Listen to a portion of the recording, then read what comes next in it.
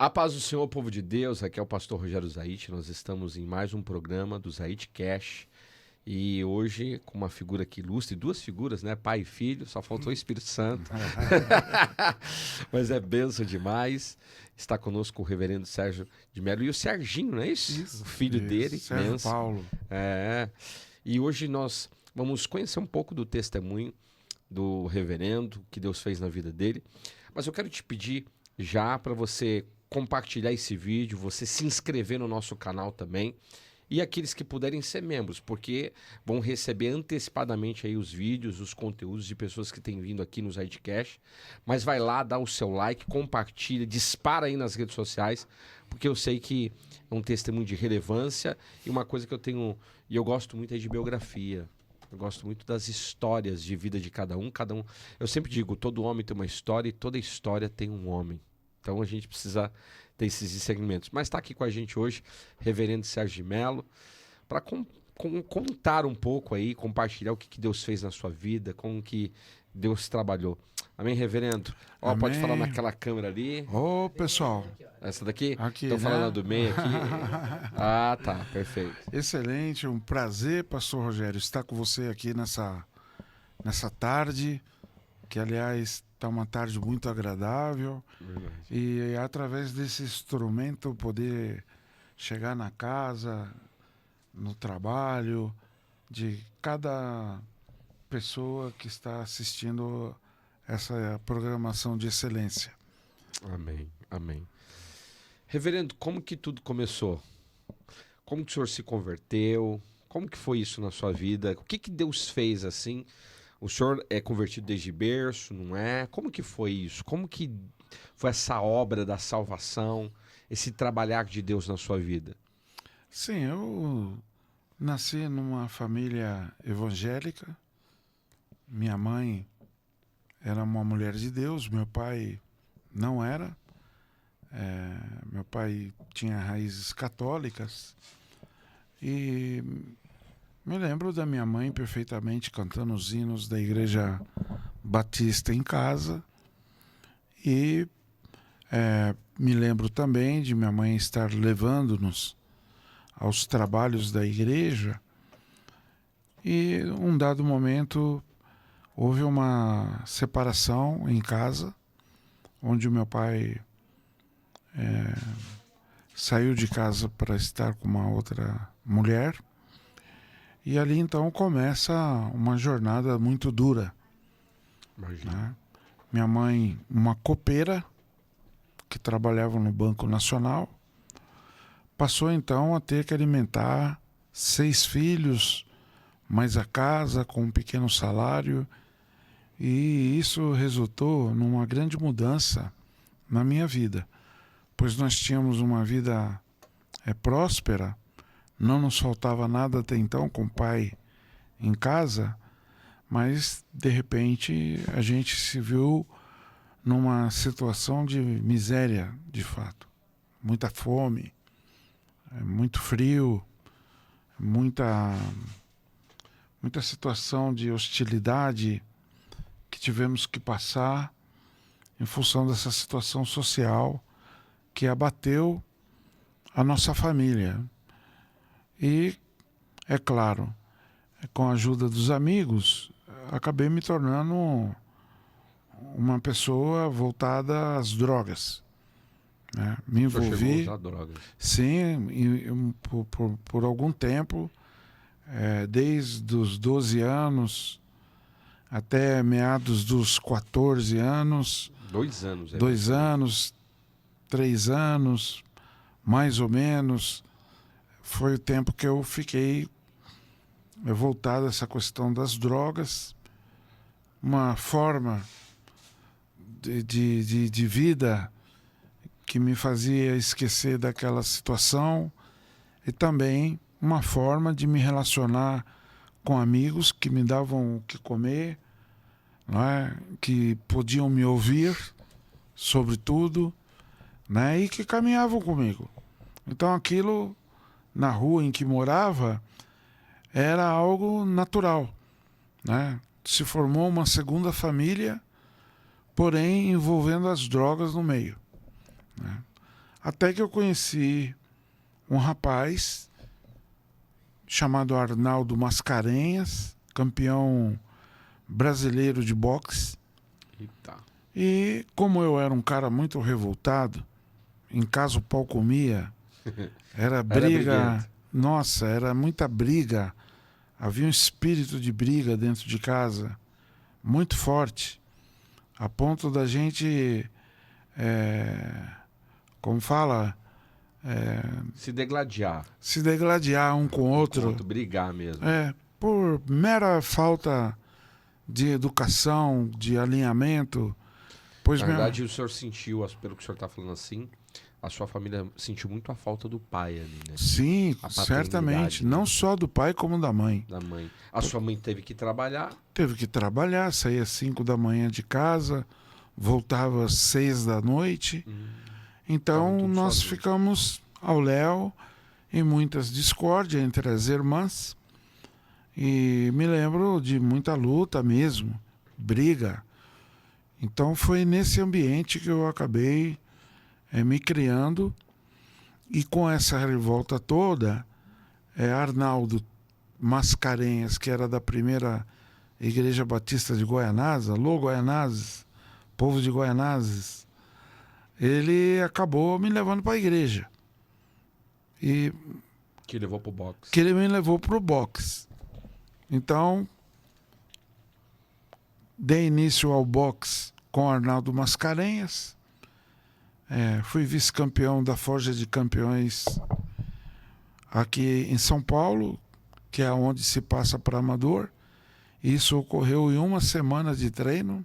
Nossa, então eu era que nem uma vaca louca, dando soco para todo lugar. Nome, você era que era troncudo, né? Eu dava soco para tudo quanto é lugar, mas uma vez que a pegada atingiu o alvo, não tinha como eles ficarem em pé. Então, nisso, me tornei vice-campeão, lutei 15 anos. 15 anos. Companheiro e vizinho de Maguila durante muito tempo, e nós fomos acompanhando o crescimento do Maguila na medida que íamos participando de eventos como as finais para as Olimpíadas, para os Jogos Pan-Americanos, e acabei me posicionando muito bem no boxe. Alvo de muitos jornais, de entrevistas, desenvolvi aberturas de importantes lutas de grandes campeões mundiais aqui no Brasil, como por exemplo Chiquinho de Jesus, e aquilo ali era a minha vida. Não tive o prazer, porque o Popó ele veio muito tempo depois, né? E tá uma confusão aí, né? Tá uma confusão. Mas eles vão ganhar muito dinheiro ainda com isso. Com certeza, muito marketing. E foi aí que me vi longe das drogas, me tornando um atleta. E num certo dia, algo interessante aconteceu, porque Deus falou comigo dentro do ringue. Eu estava treinando para o Campeonato Brasileiro, quando o Espírito Santo falou no meu coração em cima do ringue. Me lembro como hoje. Desça do ringue, que agora você vai pregar a minha palavra e lutar contra um inimigo invisível. Eita. Sabe, foi assim um gesto, Sérgio, de flash assim, de segundos. Eu tinha um amigo, Carlinhos, que era um atleta de longa distância em corridas, e aquele dia ele estava lá também na academia do Banco Nacional, do Banco de Crédito Nacional, o BCN. E desci do ringue, entreguei minhas luvas ao técnico Ralph Zumbano e falei o que o Espírito falou no meu coração. O Espírito de Deus da minha mãe falou em meu coração. Eu falei, chega de boxe. Ele, rapaz, mas como pode isso? Tal? Eu falei, não, chega. Tá aqui a luva. Entrei no vestuário, me vesti, saí meio que chorando da academia com o Carlinho. E Carlinho falou, poxa, vamos dar um pulo aqui na Praça da Sé. Lá tem um profeta e nós vamos te levar até lá, né? Numa igreja chamada Maravilha de Jesus. Antiga, hein? Pastor Leonel. Leonel. E lá tinha, de fato, um profeta negro, magrinho, chamado Celinho, já está com o Senhor. E pela primeira vez me vi diante de um profeta. O Carlinhos pediu a ele orar por mim, e ele começou a orar por mim. E ali naquela oração, ele viu algo sobre a minha vida. Ele disse assim: eu vejo você dentro de um avião, viajando para várias nações do mundo. Já pensou? Eu vejo você diante de uma grande plateia, num grande evento voltado para jovens, todos eles mascando chiclete, em sinal de rebeldia. Mas quando você se dirigia ao microfone e começava a falar, todos ficavam em silêncio para lhe ouvir. Deus vai abençoar muito a sua vida, moço. Se prepara, porque Deus vai te enviar para as nações. Saí da igreja dando risada. Falei para Carlinho: eu não tenho dinheiro nem para ir para Guaianazes de volta praticamente, quanto mais para viajar o mundo. Pastor, o que Deus falou ali, os anos se passaram e tudo se cumpriu. Olha aí que tremendo, hein? Hoje eu sou um homem, né? Na íntegra. Hoje eu sou um homem que viajou os Estados Unidos, conheço mais estados americanos do que propriamente brasileiros. Ali iniciou os meus trabalhos.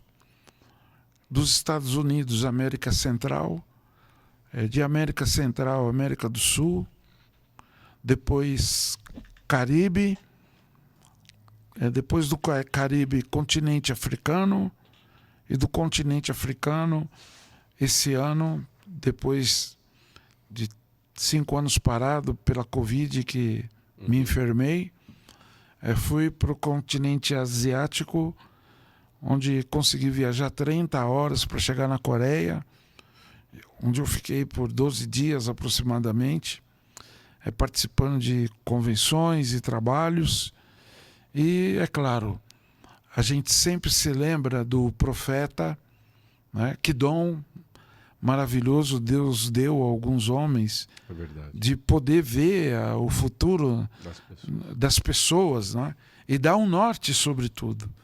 Porque muitas vezes as pessoas erram por não ter um norte, né? Um caminho a seguir. E Deus nos deu ali. E ainda que eu não crie, né? Deus acabou organizando o meu caminho, me ajudando nessas atividades. E hoje, não é? Nesse ano de 2025, eu estou tendo o prazer de ter a companhia do Serginho, o Sérgio Paulo, do meu lado, meu filho, que já acabou crescendo bastante, e tenho conduzido grandes eventos em torno do mundo. O último foi agora, nos dias 5 e 6 de setembro, no Centro Cultural de São Paulo, onde premiamos várias autoridades, desenvolvemos uma grande feira no hall do Centro Cultural, músicas, muita música, tanto cultural como gospel, e ali em meio àquela juventude toda, passou cerca de 2.000 pessoas nesses 2 dias de evento lá no Centro Cultural, e no meio de toda aquela juventude, modelos desfilando, bandas tocando, a parte de empreendedorismo correndo bem. Deus me lembrou do profeta, que eu estaria diante de muitos jovens, e de fato, quando foi me passado a palavra, todo mundo ficou calado, para poder ouvir o que eu estava dizendo. E isto, pastor, tem ocorrido em todos os meus eventos há cerca de 25 anos. Com a Banda Azusa, a gente já desenvolveu eventos com mais de 20 mil pessoas, 10 mil pessoas. Já visitamos... Banda Azusa é da sua igreja. Sim. Legal. A gente já visitou muitas igrejas nesse país, sobretudo em São Paulo. E meus filhos, desde pequenininho, o Serginho, sempre ao meu lado, cantando, desde os 9 anos, o Sérgio cantando. O diabo tentou também ceifar a vida do Sérgio Paulo com uma bactéria chamada botulismo, que é uma bactéria usada em arma química e muito usada em latas de palmito mal conservadas. Nossa. E alguém deu palmito para o meu filho numa viagem que fizemos aqui em Arujá, e ele comeu, e à noite ele já não tinha mais forças sequer de abrir os olhos, porque essa bactéria, ela, como fala, Sérgio, neutraliza todos os músculos do corpo. Nossa. E meu filho passou, parece que quantos meses? 2 meses. 2 meses internado, sem se mover, e praticamente morto, não tinha solução. Uma boa parte do tempo os médicos não sabiam o que estava acontecendo, mas a oração da igreja, ela pode tudo em seu poder. Okay. E Deus ressuscitou meu filho, hoje está esse homem grande, solteiro, está precisando casar. Por favor, liguem aqui para o podcast. E esse é um dos milagres que Deus também fez, separando a minha família para a obra. Nós temos o Murilo, que é o meu filho mais velho, hoje se formou na área da medicina, está no Texas, casada com uma americanazinha muito dócil, né? E um abraço para ela. Como chama? O Aline Matheus. O Aline Matheus é a esposa do Murilo também. Mas um é um Desirê, não é? E ela tem o meu sobrenome, Santos de Melo. Desirê parece nome de francês. Exatamente. Então, essa é basicamente parte da história da minha vida e parte da história do meu ministério, da minha família. E você que está nos assistindo agora, tudo é possível para Deus. Amém. Se Deus deu a você uma promessa, Ele é fiel para cumprir, independente da sua conta no banco, da situação em que você se encontra. Deus conhece seu coração, e se Deus te alcançou pela sua infinita misericórdia, não foi para lhe tornar um perdedor, mas sim para lhe oferecer um caminho. E esse caminho vai requerer de cada um de vocês, de nós aqui na mesa, renúncia. Temos que renunciar a muitos pratos que surgem por amor a esse chamado, por amor a esse Deus. E quando eu falo de chamado, eu não falo apenas de chamado ministerial. Nós temos o Ministério do Socorro, que é um dos dons, e podemos aplicar isso também àqueles que têm o dom de ganhar dinheiro. Verdade. São os empresários que Deus levanta para poder ser mangueira, servir de mangueira, né?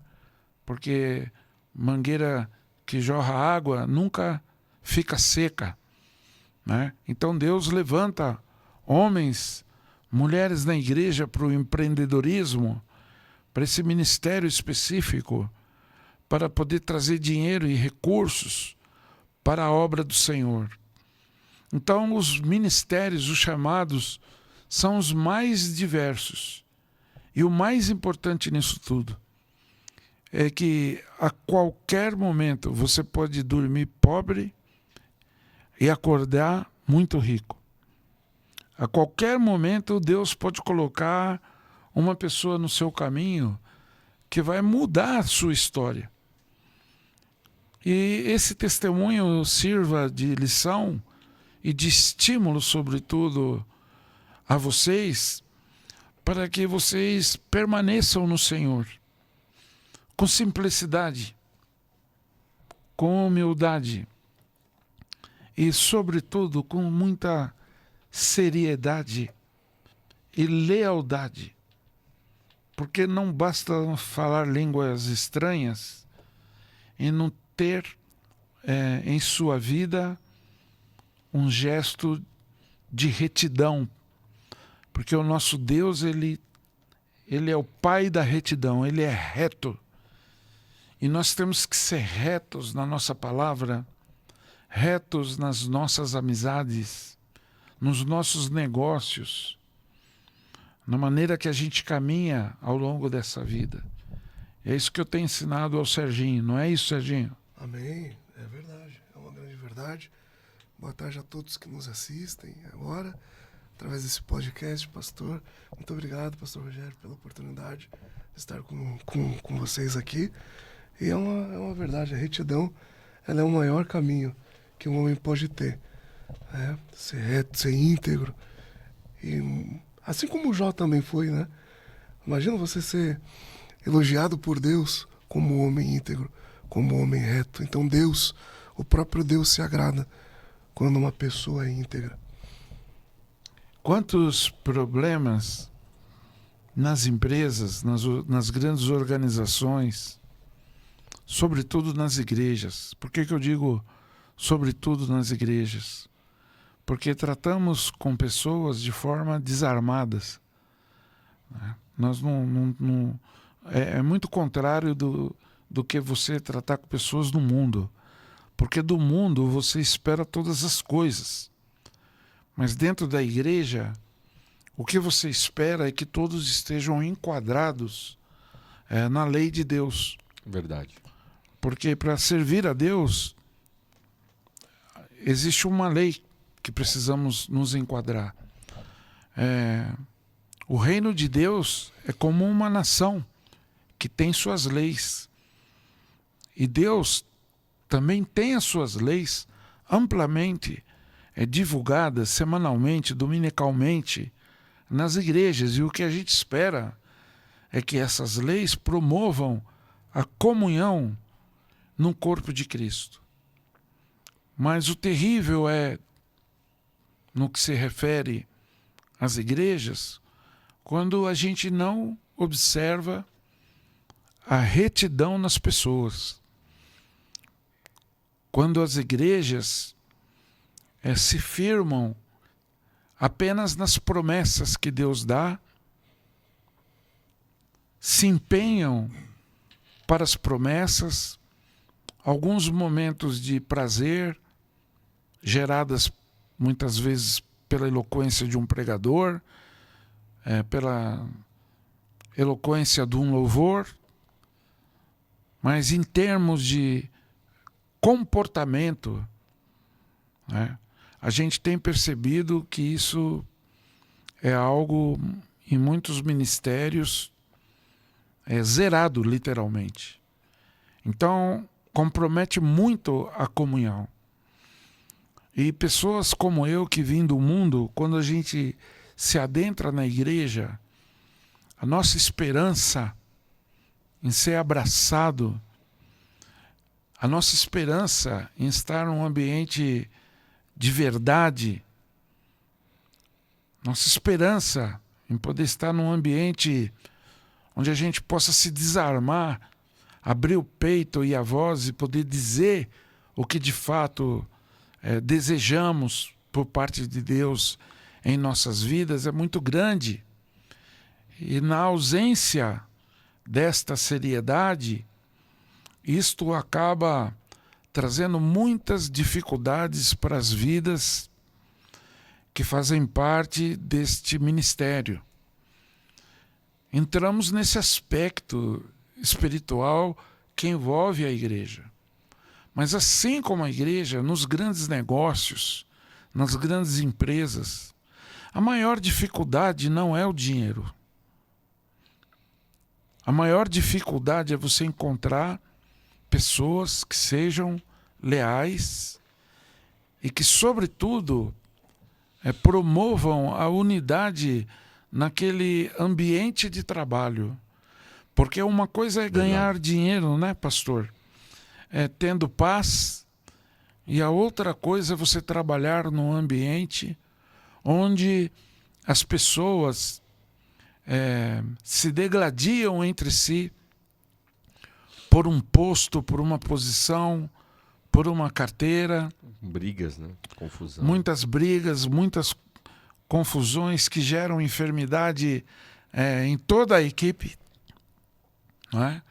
E a gente percebe que o diabo não trabalha somente dentro da igreja, mas ele trabalha muitas vezes, demasiadamente vezes, nos ambientes de trabalho, de negócios. Por isso eu entrei nesse assunto importante, não é? Porque aquele que tem o dom de socorrer a obra de Deus deve estar muito bem preparado com essas instruções para que não sofra e também tampouco seja uma peça do inimigo das almas, no sentido de causar dissabores nas equipes, sobretudo dos departamentos comerciais, que é uma guerra. Uma guerra. É batalha. Exatamente. Mexer com gente não é fácil, né? Lidar com pessoas não é brincadeira, né? Exato. Cada um tem um jeito, cada um tem uma maneira. E é necessário que a gente fale aí de humildade, quebrantamento. Como o senhor disse, as pessoas têm que ter um caráter de lealdade, né? E hoje falta lealdade nas pessoas. Hoje eu falo que tem uns crentes com um abraço de tamanduá. Meu Deus. Já viu os crentes? Essa é nova, hein? Crente com Sim, um abraço. é verdade. Te abraça assim, mas crava em você. Porque falta sinceridade, integridade, retidão. Agora, reverendo, o senhor começou a viajar o mundo, se tornou um homem internacional. Com quantos anos isso começou? Isso começou exatamente por volta dos 31 anos de idade. Já começou a andar pelo mundo. Exatamente. Aos 29 anos de idade, nós passávamos muitas necessidades, eu e minha esposa. Temos 2 filhos nossos, 2 adotivos, 4 crianças, basicamente todos na mesma idade. E nós passamos muitas provações na vida, sobretudo na vida ministerial. Porque há momentos que você realmente tem que andar sozinho com Deus. E muitas das vezes rodeado de muitas pessoas, mas ninguém ali pode de fato estender as mãos para o ajudar.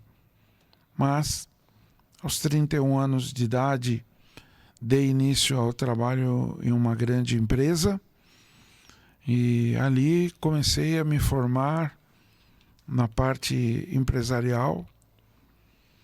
E cresci, montei minha própria empresa no Brasil e rumo aos Estados Unidos. Essa foi a minha primeira viagem para poder comprar insumos para computadores, memória, placa motherboard, placa-mãe, que é a placa-mãe, os HDs, né, que é o Winchester da máquina, enfim. E hoje o senhor não faz mais isso, né? Não. Hoje não trabalha mais com essa área. Mudou, né? Eu cresci muito empresarialmente na época, mas, de fato, eu penso que Deus me separou para aquilo que o profeta disse, né? Que é a obra de Deus. Então, houve um tempo que eu parei as minhas negociações e me apliquei na obra. Isto totalizou perto de 40 anos só viajando, pregando a palavra de Deus nas nações. A partir daí você começou só a pregar. Só a pregar. Desculpa eu perguntar, mas quantos anos o senhor tá? Eu fiz ontem, 30 de setembro, 62 anos. Tá novo. Tá novão ainda. Então, quer dizer, são 30 anos aí já viajando, né, praticamente. Exatamente, 33 porque anos, hein? em termos de ministério, eu comecei aos 21 anos de idade. Sim. Né? Então, 40 anos. Então Deus travou, porque eu não queria. O meu negócio, pastor, na época de empresário, ter na época não era tão usado notebook, celular.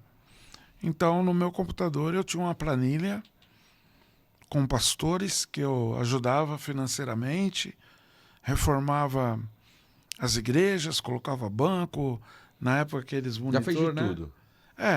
Então, o meu negócio não era pregar, o meu negócio era dar a base aos pastores. Mas os planos de Deus não eram esses. Os planos de Deus é para que eu pregasse e vivenciasse o que eu vivenciei na pregação do Evangelho. E Deus me lapidou. Deus me moldou, mexeu com o meu caráter. Porque eu comecei a aprender a depender de Deus. É tipo, você está de manhã lavando o banheiro da igreja, o telefone toca, arruma as malas, vai para os Estados Unidos, que tem gente esperando lá. Eu, com apenas $50, $100 no bolso, embarcar, ir para os Estados Unidos. Chegando lá, tinha pessoa para me levar para um hotel ou para uma casa, para me alimentar, com as agendas prontas. E foi assim que eu sustentei esses meninos, porque Deus sempre preparou pessoas para abençoar a minha vida, e tocar o meu ministério. Olha aí. Exatamente, o menino que passava fome em Guaianazes, olha aí, ó. Uma situação de miséria, não tinha praticamente roupa para vestir, Eu tenho até um hino chamado Oh My Soul, onde eu falo: tive fome, tive frio, e o meu clamor jamais alguém ouviu. É um blues esse hino. Você gosta, né? E eu fiz essa canção e, graças a Deus... Compositor também. Sim.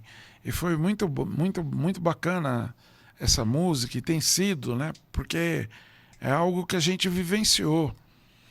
E hoje, o Murilo está lá, né? Eu tenho o prazer de ter meus filhos todos formados. O Serginho é formado no que, Serginho? Eu sou formado em processos gerenciais.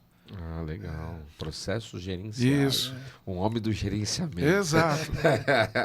E durante muitos anos, pastor, eu orei para Deus para me permitir voltar aos negócios, né? Uhum. E de um ano para cá é que eu estou voltando aos trabalhos. Serginho tem me ajudado nesses dias.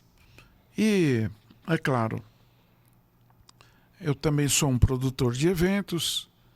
A gente tem realizado eventos importantíssimos aqui em São Paulo, em parceria com a ONU, a OAB de São Paulo, SESC, SENAI, Federação das Indústrias e Governo de São Paulo, que tem chancelado os eventos que faço. E dentro desses eventos, nós tanto temos criado a parte da música, dos desfiles de moda, das premiações, como também temos realizado dentro do evento Africa Friends, as rodadas internacionais de negócios, onde os países negociam com cidades aqui do Brasil as suas necessidades. O meu foco do meu trabalho é promover entre o governo brasileiro e africano o empreendedorismo, para jovens que estão dentro da igreja, para a comunidade africana, porque tanto eles têm produtos para serem vendidos aqui dentro do Brasil, como também o Brasil é um potencial de produtos que podem gerar negócios em Angola, Nigéria, Quênia, Moçambique, entre outros países que nós estamos arrolados. Então, dentro do meu evento, chamo os empresários brasileiros, algumas autoridades africanas, para discutirem processos de negócios.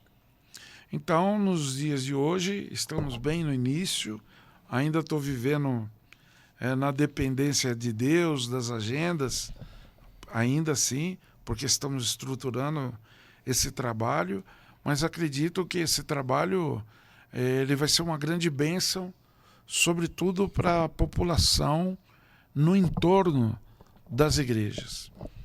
Fechamos um contrato com a China e temos a distribuição de tecidos para cá, para dentro do Brasil. Portanto, é nosso desejo fomentar as costureiras para poderem fabricar, por exemplo, biquínis para serem vendidos no continente africano, roupas para as mulheres. Né? Então, o projeto do Instituto Azusa é esse. Não é ficar em quatro paredes como igreja só sustentando os crentes. Né? Nosso projeto é trabalhar com a comunidade no entorno da igreja. E muitas mulheres nos dias de hoje estão sofrendo violência, estão sofrendo muitas vezes falta de dinheiro, como a minha mamãe, e não tem os meios que gerem recursos para elas dentro de suas casas ou então próximo às suas casas para poder trabalharem. Então, como nós somos uma grande tecelagem na China e temos esse produto estocado aqui no Brasil, na região do Brás, nós estamos buscando conexão com os imigrantes bolivianos, africanos e comunidade que estão no entorno de algumas igrejas parceiras que ao longo da semana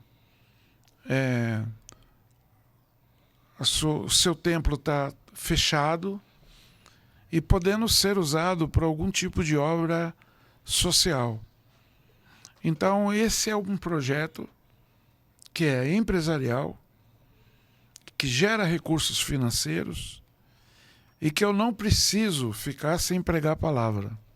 Verdade. Né? Eu apenas uso... útil com agradável. Exato. Né? Usando a nossa network para poder atingir os objetivos. Agora, eu vejo assim que uma das áreas que... Como que eu posso falar assim? Que o senhor foi conectado foi a África, né? Um dos lugares assim... Claro, o senhor foi para os Estados Unidos, foi para outros lugares, mas a África, assim, parece que deu uma mexidinha assim com o teu coração por causa do trabalho, de todo um contexto. Fala para o pessoal um pouco desse trabalho que o senhor desenvolve na África, com os africanos, que às vezes as pessoas não entendem também, né? Como que é esse contexto do povo africano.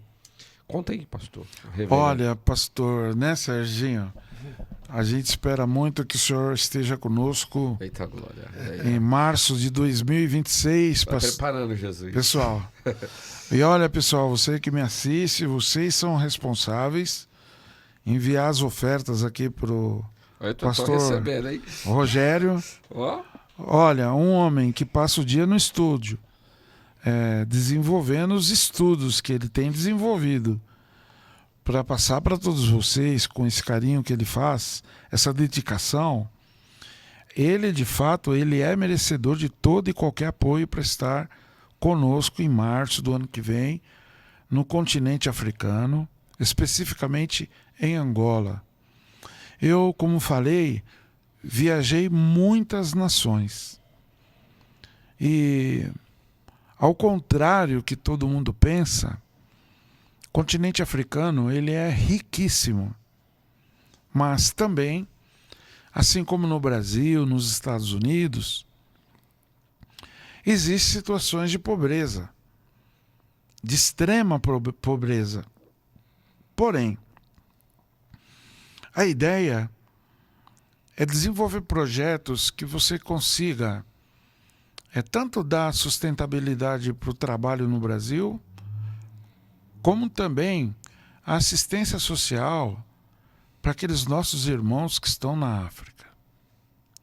Gente, quando nós chegamos em África, o aeroporto simplesmente para. Nossa, que legal, hein? Por favor, digitem aí no YouTube Reverendo Sérgio Melo em África.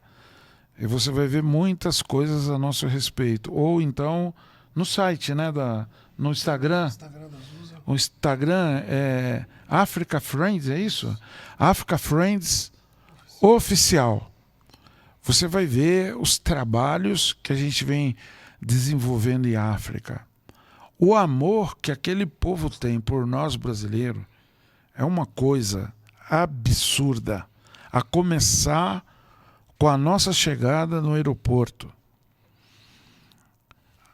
A equipe que eu levei agora em março desse ano, de 2025, eles ficaram simplesmente impactados porque não esperavam isso. O que eles esperavam é que chegariam no aeroporto, teria alguém para nos buscar, colocar no carro e levar para a igreja. Mas as igrejas todas estavam dentro do aeroporto. Nossa. Com cartazes, manifestando alegria. Isso em Luanda. Mas quando chegaram na minha cidade natal, que é Mochico, a minha cidade do coração, esse aqui chorava. Porque ele nunca viu... Eu não tinha ido também. Não, nunca tinha ido. Nunca tinha ido, mas ele nunca viu o que ele viu lá. Né? Aeroporto lotado, os carros saíam e as pessoas andaram... Quantos quilômetros mais ou menos, Sérgio? Uns 4 quilômetros. Do aeroporto até a igreja. Uns 4 quilômetros. Senhoras de 50, 60 anos. O carro ia marchando devagar e elas andando no pique, louvando a Deus, agradecendo a Deus pela nossa chegada. Imagine, numa estrada, 4 quilômetros, um monte de mulheres, jovens, gente deficiente, Olha aí, ó. correndo atrás da nossa caminhonete por amor. E quando chegamos na igreja, então, o tempo parou. Porque a igreja lotada, aquelas canções africanas que só eles cantam. Porque africano, se você pega 5 criancinhas do nada, vem aqui, canta um hino para o reverendo. Elas começam a cantar com aquelas divisões de vozes. Extraordinário. Começam a dançar. O culto dura 6 horas, pastor. Meu Deus, que glória. É 6 horas de culto, é muita música. O pessoal já tá reclamando. Ah, para.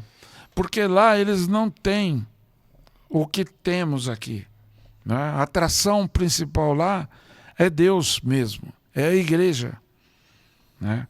E muitas pessoas não gozam dessa alegria porque não a conhecem. Porque a mesma alegria que está lá pode estar aqui também nas igrejas. Com certeza. Porque é o mesmo espírito. Né? Mas, ao chegar lá, definitivamente, né, Sérgio? A gente amou aquele povo.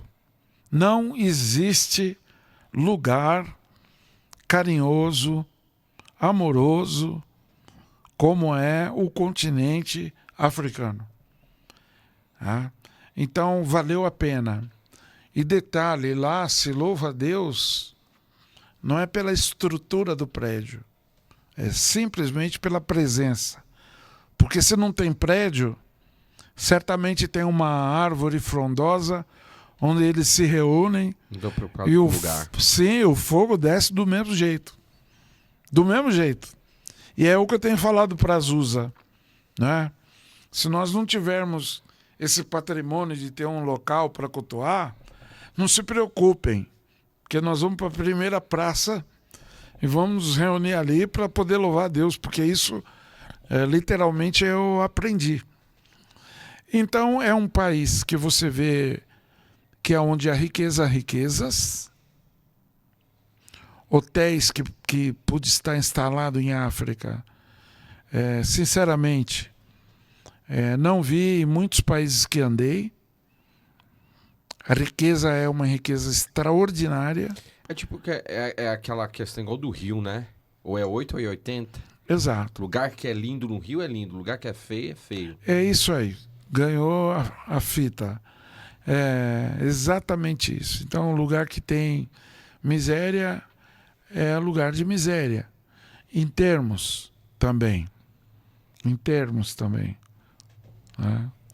Porque eu já fui em lugares de muita miséria que quando comecei a pregar e eles começaram a receber a palavra, Serginho passou por isso lá agora em março, o africano, ele é um povo que tem tanta fé em Deus que ele levanta, pega a sua oferta e joga aos pés do pregador. Tipo a viúva pobre. Exato. E nunca passei necessidade em África.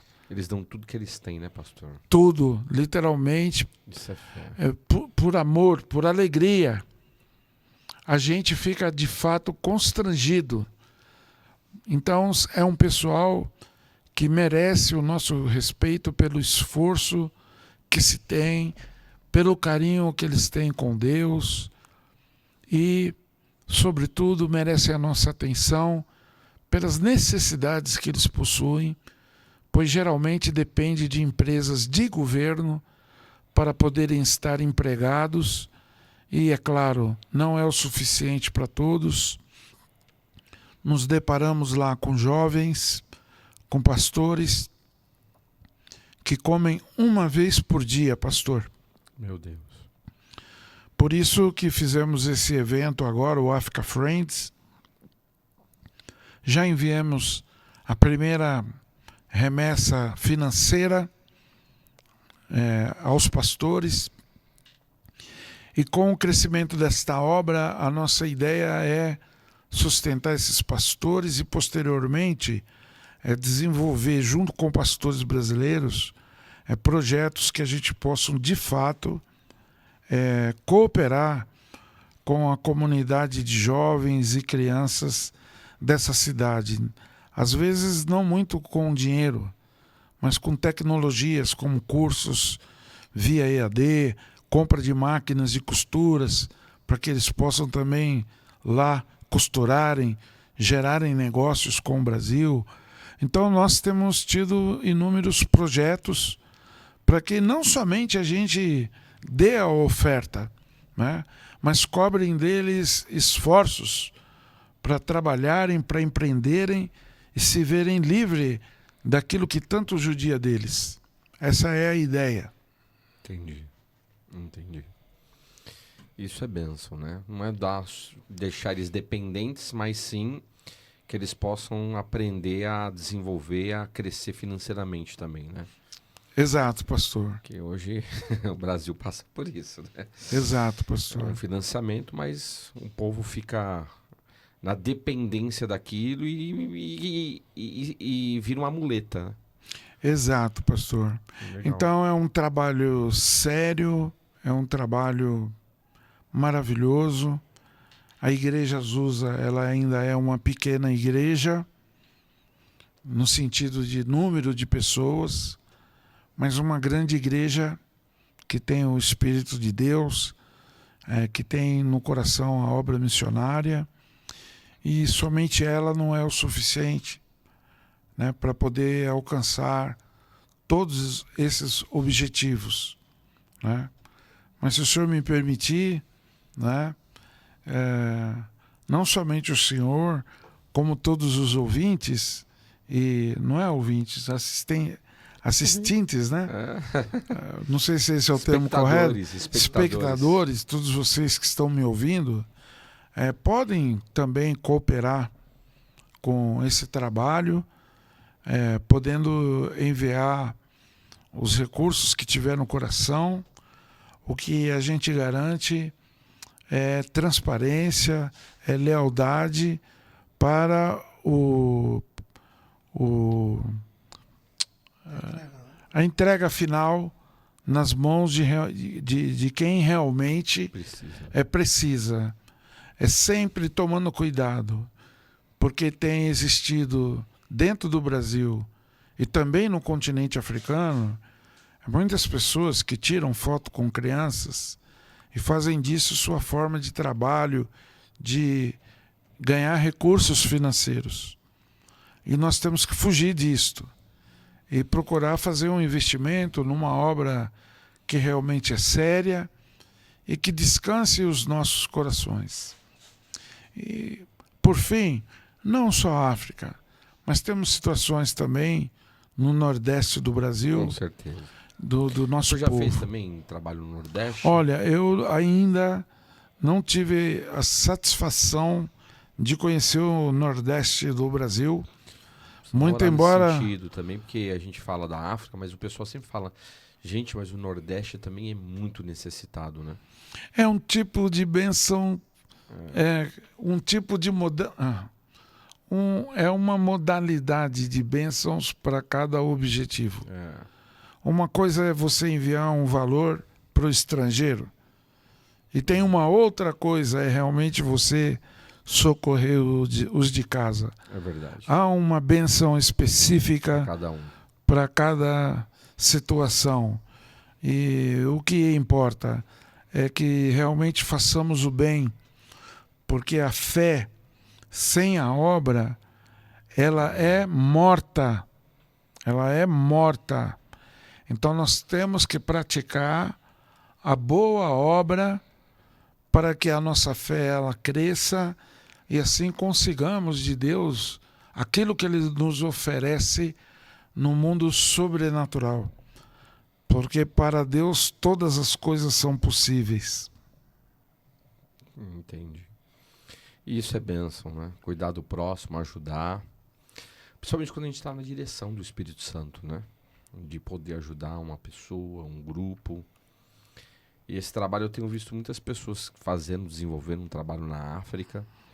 Mas tem que ser um trabalho de seriedade, igual o senhor está falando, porque tem alguns casos assim que viram meio que bagunça já, igual o senhor falou, né? Não tem uma transparência, não tem uma...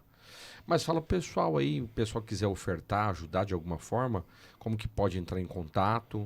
Sim, nós temos um canal de e-mail e Pix, pastor, que é Azusa Institute, né? Que é em inglês. Azusa Institute. Então você vai digitar AZUSA, importante, AZUSA. Por favor, coloca na tela aí. Isso, alto nível, nem Salomão. Nem Salomão teve isso aí, pastor. Não, mas aqui... Olha, pessoal, vocês que estão nos assistindo... Aqui a tecnologia é de ponta. Nem Salomão. Azusa Institute. Tem mudo, né, no final. Não, com E. Institute. Azusa Institute. @gmail.com, tá? É claro que temos outros... Tem algum telefone também, não, que possa ser Sim, passado? você pode falar diretamente comigo mesmo. Pode falar comigo direto no telefone. Tá pronto aí, técnica? Tá pedindo um minuto aí?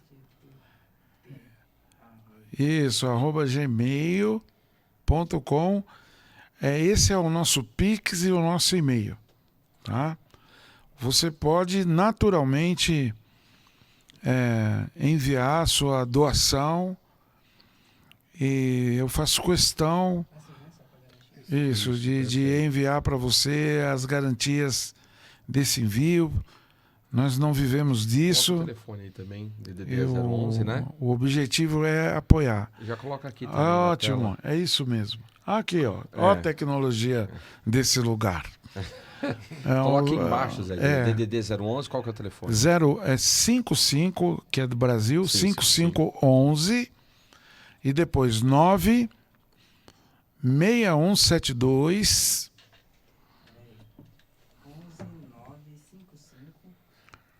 11955. Não. É, 55. Você começa com 55, que é Brasil, código do que é Brasil. o código do Brasil. 5511, código de São Paulo. É agora o telefone. Depois, 96172 9891. Quero ter o prazer de falar com você e você nos acompanhar mais de perto. Aí, ó, na tela para vocês. Tá? Através do site africafriends.com.br, você vai poder abrir e dar uma analisada nos trabalhos que a gente tem feito na África e no Brasil e em outros países do mundo. Então a gente deseja ter bons relacionamentos, né? Pastores que têm um coração voltado a esse propósito. Ninguém precisa se matar por isso. Cada um dando um pouquinho se torna muito. Se todos realmente colocar esse propósito no coração. E vão ver, vão perceber a seriedade do trabalho já a partir dos depoimentos que temos em nosso site, nos meios sociais e também da nossa próxima ida lá em março. Quem quiser acompanhar está convidado a participar da caravana. Nós vamos estar fechando um pacote com a TAAG, que é uma das nossas patrocinadoras institucional, e também obter passagens com preço mais relevante para esse grande trabalho que vai ser realizado em África em março, na segunda quinzena do próximo ano, ok? Então você vai lá, você vai se deliciar com os cultos da igreja. Obviamente vamos tirar um dia para você conhecer a parte dos animais, onde você vai visitar zoológico, fazer um safari, enfim, você tem variadas possibilidades de conhecer a cidade que estaremos, e certamente vai ser muito, mas muito enriquecedor para a sua vida, sobretudo a sua vida espiritual, que não será mais a mesma ao voltar para o Brasil. Obrigado, pastor, pela essa cooperação importante de poder estar falando desse assunto, desta obra maravilhosa, e também pelo meu testemunho, testemunho do meu filho. Amém. Gente, quero agradecer, reverendo, Serginho também, Sérgio 1, Sérgio 2, Sérgio Pai, Sérgio Filho, por estarem aqui, por falar um pouquinho, né, do seu contexto, sua biografia. E eu tenho certeza que vai edificar a vida de pessoas e que certamente tem gente aí que vai se identificar com aquilo que vocês viveram, aquilo que Deus fez na vida de vocês, e crendo, como você disse, né, buscando a nossa esperança no Senhor, que é só Ele que pode nos dar essa esperança. Amém, reverendo? Muito bem, pastor, muito obrigado. Obrigado a todos que estão ouvindo. Gratidão. Suas considerações, Sérgio? Quero agradecer, pastor Rogério, seu filho, que aqui está também na produção, a todos que estão nos assistindo. Um grande prazer poder compartilhar aí um pouco da nossa vida, das nossas experiências através dos anos, né, que nós temos pregado a palavra do Senhor. Um grande abraço a todos. Amém. Eu que agradeço vocês, que Deus abençoe ricamente e que prospere vocês nesse trabalho, nessa obra de ministério empresarial, e que novas portas possam se abrir na vida de vocês de uma maneira extraordinária e sobrenatural. Amém? E você que está nos assistindo também, quero pedir para vocês aí, compartilhe esse vídeo. Aqueles que puderem também ofertar, ajudar, oferte, ajuda, tá? Foi colocado na tela aí. Eu tenho certeza que Deus não deve nada para ninguém. Que Deus é Deus para te abençoar, te prosperar e te sustentar, tá bom? Que Deus abençoe, fica na paz. Até o próximo episódio. Tchau, tchau.